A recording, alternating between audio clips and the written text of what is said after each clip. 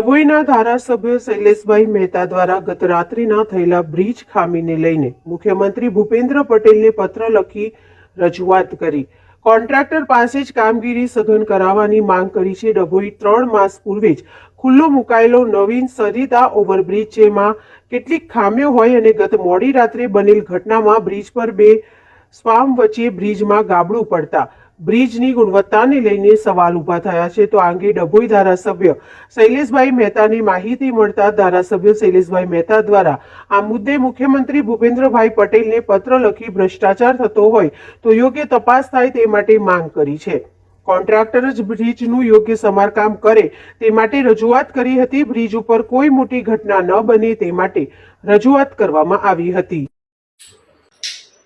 Dabhoi Sarita bridge ચાલુ થયે 3 મહિના જેવો સમય થયો છે ત્યારે અચાનક ગઈકાલે રાત્રે એમાં ખામી સર્જાય એના કારણે વાહન વ્યવહાર બંધ કરવો પડ્યો। પણ અધિકારીઓએ જાગૃત રહીને તાત્કાલિક બ્રિજની કામગીરી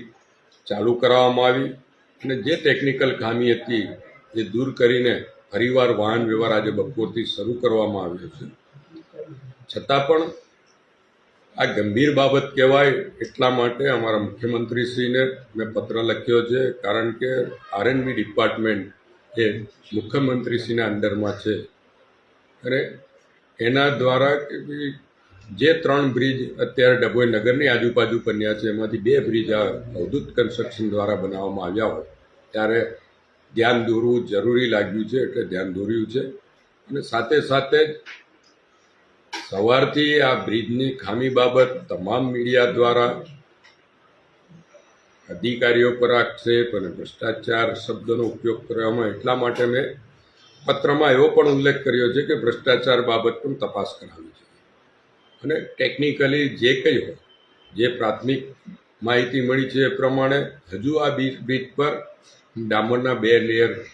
પાથરવાના બાકી છે, એટલે કે 50 mm જેટલે ડામરનું લેયર બાકી છે। એના કારણે આ ક્ષતિ સર્જાઈ હોય એવું બની શકે છે, એટલે એ બાબતની પણ